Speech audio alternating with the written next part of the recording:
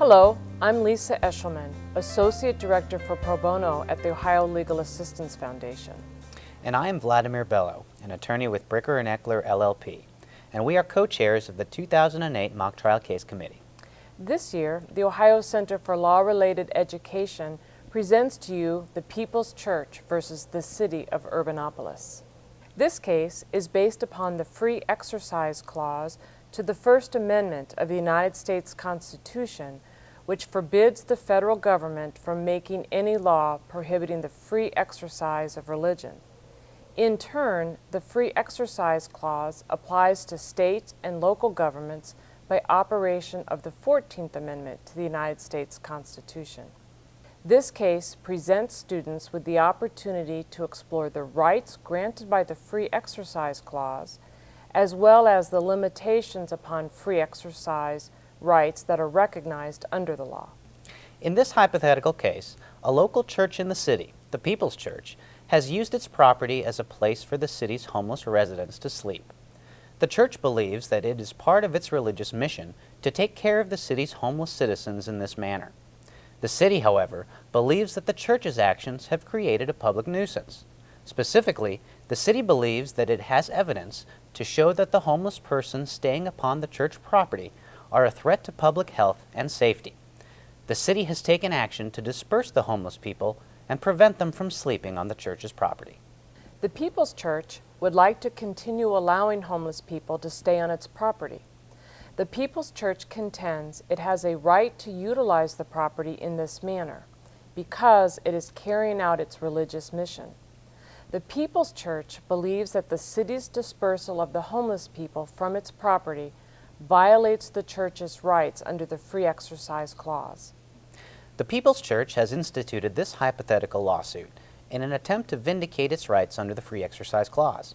Students will litigate the proceedings upon a motion for injunctive relief filed by the People's Church. In these proceedings, the People's Church seeks an order from this court that would prevent the city from dispersing homeless persons whom the church has allowed to sleep and otherwise remain on church property. The People's Church is the plaintiff in this lawsuit. The plaintiff will argue that the city has infringed on the church's First Amendment free exercise rights, and the city has offered no compelling interest justifying its actions.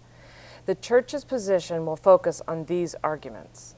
First, the city's raids have impermissibly placed a substantial burden on the church's exercise of sincerely held religious beliefs.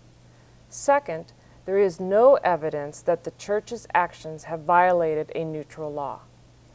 Third, the city has not applied the nuisance laws in a religion-neutral way, and it has not chosen the least restrictive means of advancing its goals.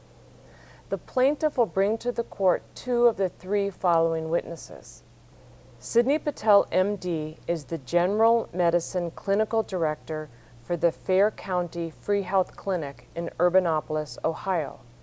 Patel will testify that since the People's Church began allowing the homeless to sleep on its property, a noticeable decrease in the number of health complaints among the homeless patients served by the clinic has occurred. Furthermore, they've had no outbreaks of communicable disease anywhere in Urbanopolis since the church began to minister to the homeless. Robin A. Peace, pastor of the People's Church, joined the ministry more than 15 years ago, and about 5 years ago was called to serve as the church's head pastor. Peace will explain that having grown with very limited means in a small southern town helped develop a passion for providing support to all of the Lord's children. After arriving in Urbanopolis, Peace noticed a need to assist the homeless, and through the help of the church's congregation, has been able to provide for everything from their physical to spiritual needs. Finally, Cameron Gannon is one of the individuals who sleeps at the People's Church. Gannon will explain that after being thrown out of the house at 18 years of age, he or she has spent time living outdoors, going through therapy, rehab, and even jail.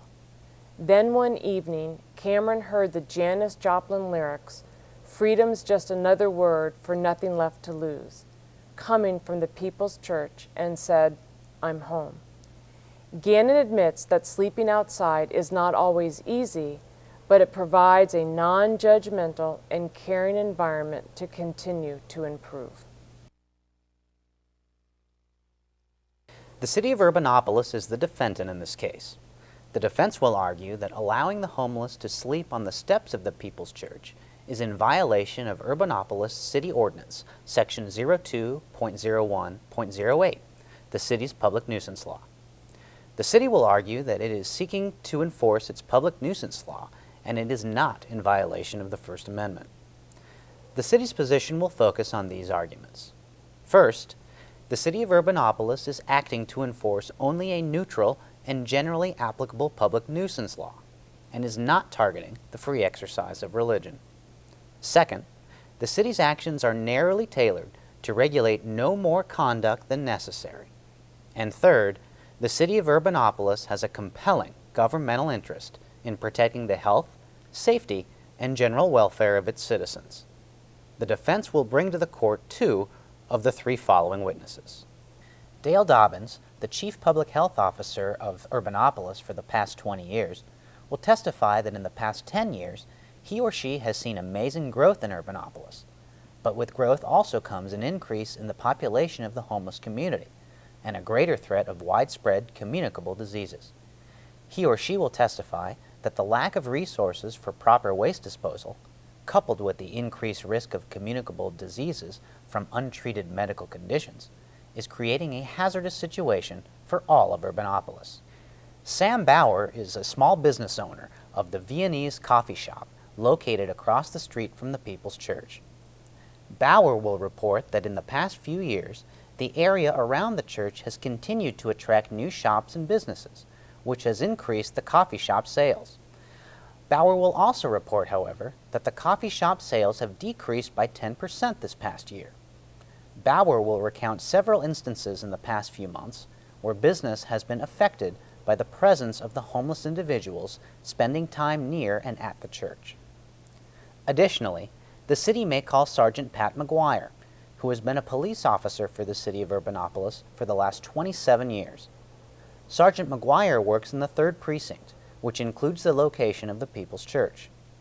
Sergeant McGuire will testify that the police department has received numerous complaints from local homeowners and business people about the homeless people staying at the church, and explain what happened on the evening when he or she was instructed to remove the homeless persons who refused to leave. The exhibits for this case include a copy of Urbanopolis City Ordinance, Section 02.01.08, and a map of the People's Church and the surrounding area. Your job is to present the strongest evidence and the best legal arguments that can be offered on one side or another in the hypothetical factual scenario provided in these case materials. The attorneys who have prepared the case materials have based this case upon actual court decisions, with an eye toward framing the facts of this case in a manner that is evenly balanced between the arguments of the plaintiff and the defendant. You should not rely on any court decisions or other legal information beyond that provided to you in these case materials. The Ohio Center for Law-Related Education and the Case Committee for the People's Church versus the City of Urbanopolis hope you will find this case challenging and thought-provoking. It is our hope that this case will give you a greater understanding of the freedom of religion granted by the First Amendment to the United States Constitution.